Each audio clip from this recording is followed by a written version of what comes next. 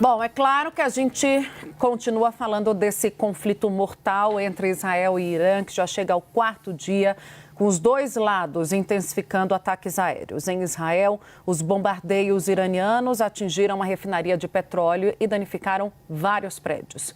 24 israelenses morreram desde sexta-feira. No Irã, milhares de moradores da capital Teherã têm fugido de casa em busca de segurança. Por lá, o número de vítimas fatais passa de 220 até agora. Américo Martins está acompanhando essa cobertura especial sobre o assunto, vai trazer para a gente, portanto, as atualizações. Américo, nem sinal de que essas hostilidades parem, né? Boa tarde. Nem sinal, Tainá. Muito boa tarde para você, para o Uribe, para todo mundo que nos acompanha. Uma excelente semana a todos. Nenhum sinal de que a diplomacia vai ter uma chance no curto prazo. Pelo contrário, a gente tem visto um acirramento dos ânimos, um aumento da retórica belicista dos dois lados e, pior do que tudo isso, muito mais ataques. Como vocês acabaram de descrever, Israel continua atacando pontos estratégicos no território iraniano durante todo o dia e emitiu há pouco um sinal para os iranianos abandonarem uma determinada área chamada Distrito 3 da capital Teherã.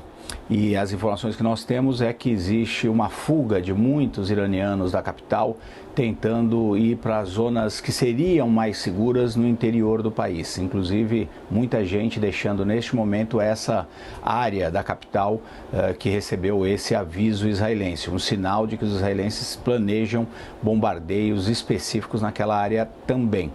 O Irã, por seu lado, também promete continuar atacando Israel. Durante a noite, eles lançaram ainda mais mísseis, mataram mais 8 pessoas em Israel.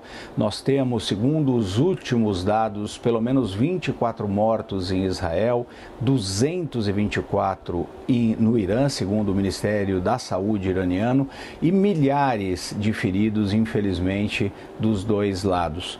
Tanto Israel como o Irã buscam atingir, além de instalações militares, também instalações de infraestrutura. Então, o Israel, no final de semana, já havia atingido instalações de petróleo e gás do Irã, inclusive uma das principais áreas de produção de gás natural do mundo lá no Irã, e o Irã respondeu também atingindo uma refinaria em Israel e as correntes de transmissão de energia elétrica nas cidades israelenses.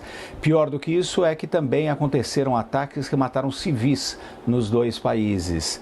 Vários prédios foram atingidos pelos mísseis iranianos em Israel, por exemplo. Mas os políticos vão dando mais declarações incendiárias nesse sentido. O primeiro-ministro Benjamin Netanyahu, pela primeira vez, deixou claro hoje 2 objetivos israelenses. Primeiro, destruir as instalações nucleares do Irã, como já se imaginava, que era um dos grandes objetivos, mas essa foi a primeira vez que ele deixou isso claro. E também atingir as capacidades militares de lançamento de mísseis do Irã contra Israel.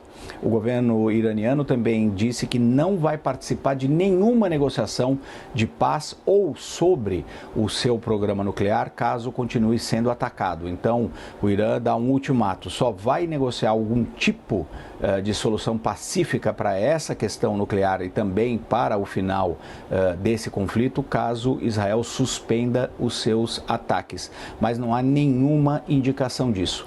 E enquanto tudo isso acontece, Tainá e Uribe, nós temos também muita efervescência na área diplomática, muitas conversas, muitas ligações, só que com pouco efeito prático. Só hoje nós tivemos, por exemplo, o presidente Putin da Rússia, que agora está querendo ser um diplomata, ele que invadiu a Ucrânia, que tem uma guerra nas próprias mãos e que recebe armamentos do Irã, está propondo algum tipo de saída diplomática. Hoje ele conversou com o presidente da Turquia, o Recep Tayyip Erdogan, que é uma das grandes forças ali no Oriente Médio. A Turquia, que faz parte da OTAN, uma grande nação ali do Oriente Médio, com uma força militar muito grande.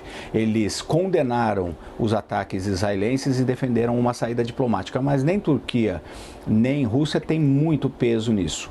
À tarde, e vocês vão tratar muito disso aqui no Bastidores, também teremos as reuniões do G7, inclusive com a participação como convidado do presidente Lula.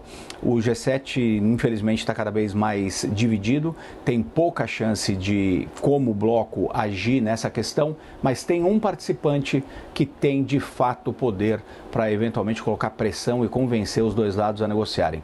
E esse player, esse único país, são os Estados Unidos da América. O presidente Donald Trump tem falado muito sobre a guerra, tem colocado recados nas redes sociais, que seriam recados fortes, mas na prática tem feito praticamente nada para acabar com esse conflito. O único país, eu repito, que tem alguma chance de forçar os dois beligerantes, Irã e Israel, a negociarem, são os Estados Unidos, mas a Casa Branca continua sem agir de forma concreta para isso.